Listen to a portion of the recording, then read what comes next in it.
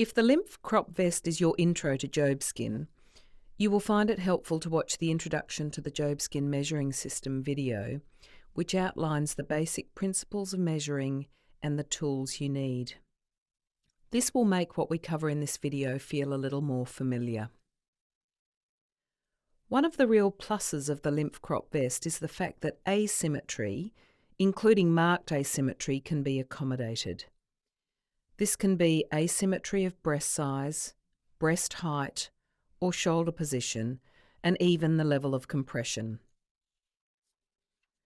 This garment can also be modified for men who require compression following a diagnosis of breast cancer or melanoma.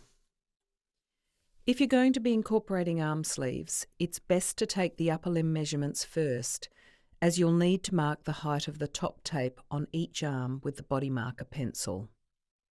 You will need 2 purple paper tapes for this, and you'll need to watch the Measuring the Upper Limb video for instructions for how to do this. Please note that if you need an arm sleeve for upper limb lymphedema integrated into the vest, a short or long sleeve on the unaffected side is required, as this significantly improves stability, fit, anchorage, and comfort. Sleeveless is only available bilaterally. All of the measurements are taken with the Jobskin retractable tape measure, and the Jobskin body marker pencil is also required. A helpful rule of thumb is, if you're unsure, mark all of the circumferential measurements on the back at the time that they're taken.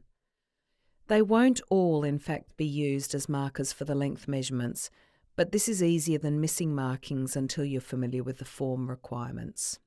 The patient should be measured in standing and with breasts or pecs supported, either with an existing bra or with a tubular bandage. For the purpose of this video, our patient has vertical markings on the tubular bandage. This is just so that the centre front along the sternal line and the centre back along the spine are clear as you watch this video. The neck circumference is taken at the mid-length point of the neck. No marking is required. Note this doesn't indicate the height of the garment, rather is an indication of body proportion for the design of the garment, and so remains an essential measurement. The shoulder circumferences are taken individually of the left, then right shoulder, as I'll demonstrate. Ask the patient to put their hand on their hip and loop the tape measure under the axilla and up to the acromion. Allow the tape to ease as the patient is instructed to let their hand hang down. Record this final measurement. To take the chest measurement, ask the patient to put both hands on their hips and pass the tape measure across the back and under the arms at axillary level. Instruct the patient to hang their hands by their sides and record this eased measurement. Given the potential asymmetry with breast or chest wall lymphedema, you then need to provide left and right semi-circumferential measurements so that the circumference can be apportioned correctly.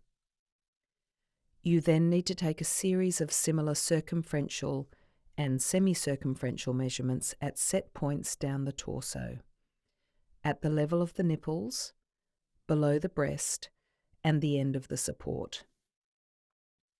Unless there is a specific need for the garment to be extended, the end of the garment is usually 5 centimetres below the breast. All of these levels need to be marked.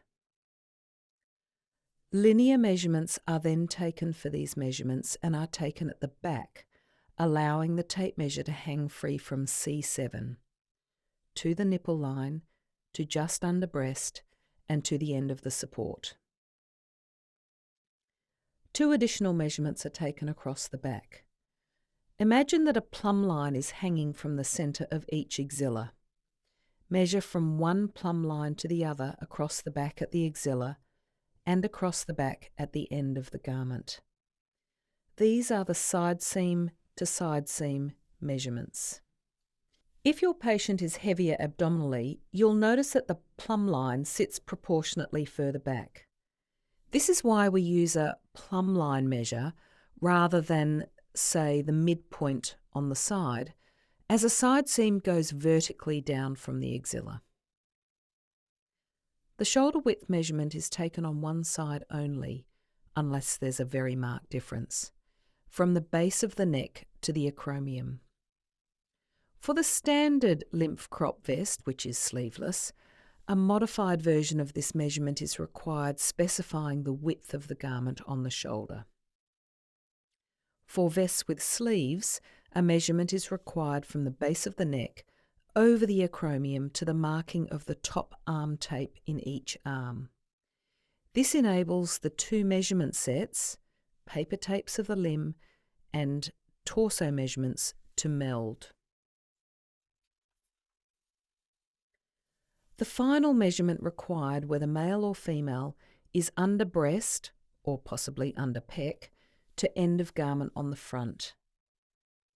Additionally, for women, the form requires a bra cup size if possible. If not, please supply the bra cup size of the unaffected breast based on a previously well-fitted bra. All measurements should be recorded on the form as they are taken, and for this garment, be aware that standard specs include the front neckline drops to the level of the sternal component, the back neckline has a 12 centimetre drop, there is a lined front zip opening with no tab, 5 centimetre silicone backed elastic is used at the base of the garment, and there is lace over the bra cups. There is anterior and side compression lining. However, any of these specs can be altered based on your patient's needs and preferences. Guidelines for how to complete the forms to place an order are explained in the introductory video on www.jobskin.com.